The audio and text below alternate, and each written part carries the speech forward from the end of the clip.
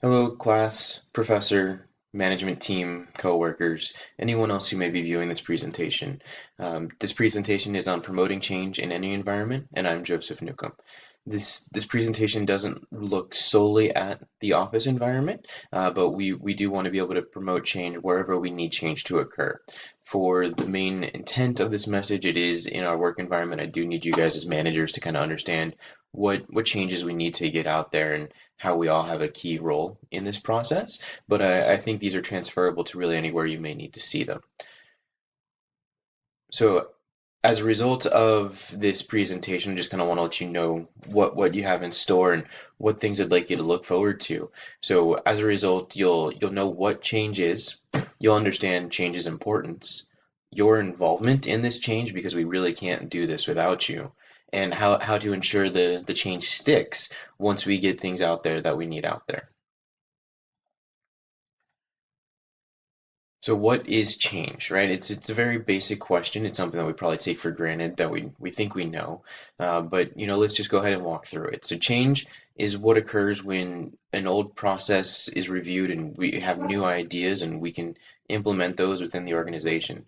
So it's something that's actually a lot harder for people that are existing in the organization because we start to take for granted what we know as kind of folklore and just kind of are hesitant to change anything that's out there. But whenever we get that fresh blood, those new eyes in, they may just be asking those simple questions that bring up those ideas and we think, wow, why didn't we think of that? You're right, we could do something different. We could turn the dial left instead of right, and it is faster to get to the end.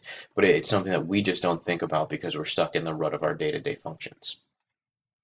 So change doesn't need to be drastic. Whenever people think about change, they think of some grandeur thing, something that's insane, maybe tearing down a two-story building to make way for a 10-story skyscraper. But it doesn't need to be that drastic. It can be something as simple as, adding a carport to that two-story building. Um, in a study done by Short in 2007, he reviewed farmers and realized that by adding just a bit more corn to the feed that they were giving to their cows, they were able to get better milk from the cows. And it was something along the lines of, 1 ounce of corn resulted in an extra 10 ounces of milk. So the investment was not concerned with the output and he more than made back his money. So it's just those little things where you can just kind of reevaluate what you're doing. Maybe you put your tools on your right side of your workstation instead of your left because you're right-handed and now you're saving the time of crossing your body. It's these little things that these changes can really make things better. And then, just to kind of full disclosure, change isn't something that everyone will agree with. There's going to be people who don't necessarily agree with it, but if we can sell it on their merit, we can get them to buy into the concept and move forward with it. Excuse me. So why is change important? Businesses have to adapt to new market conditions.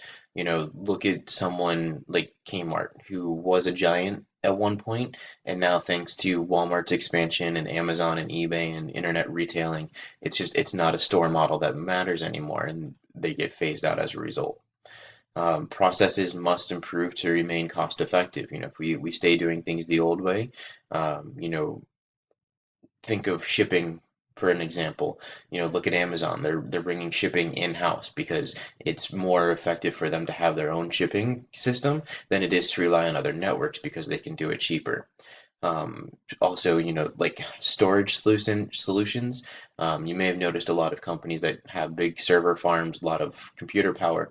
That stuff no longer is on site. Now they rely on people like Amazon to have their server farm somewhere else, and they just kind of lease this digital space to hold the material that they need because it's cheaper to have someone else do that than to have your own IT team, your own, ice cold storage room and things like that. And then, without change, there is no growth. If we just kind of stay strong on the path and we don't make any improvements and we just status quo, we're going to get left in the dust. We're going to be the next Kmart. So, how are you involved in change?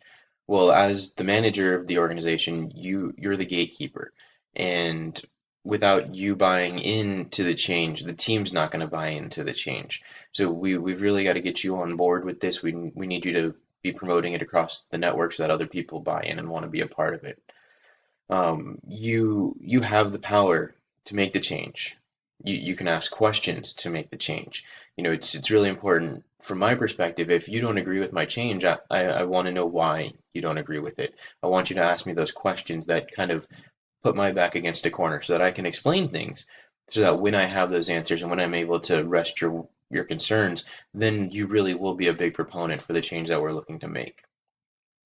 Um, it's I feel like, as maybe the new person talking to the manager here, I I feel like maybe you think that I'm just trying to change for the sake of change, when in reality I've got those fresh eyes and I'm looking at things a little differently, where you may not necessarily be able to see it in that light. So, please do ask those questions, ask those follow-up questions, ask those hard-hitting questions that give me an opportunity to explain myself. Um, we can review the challenges that are going to come up as a result of this change and how we're going to work through them. Um, we can discuss why these changes are necessary and not unreasonable. And, in order to make this change successful, we should create a timeline for the change. And, I want to know from your input why we can't make it immediate, why it needs to take X amount of time, and what those steps are that we need to go through. So then let's discuss how we can ensure that this change sticks and stays around long term.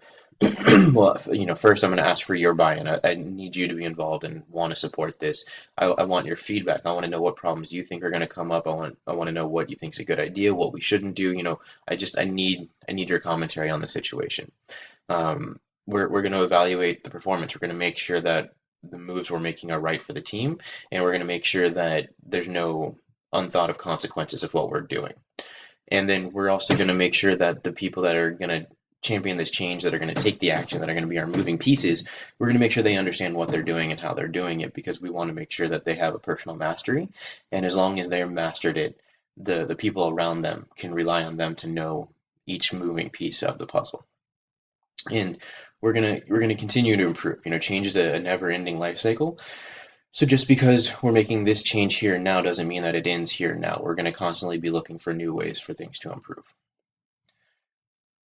So, just change starts with you. I need you to be involved. I want you to be involved. We've got to be on the same page about this.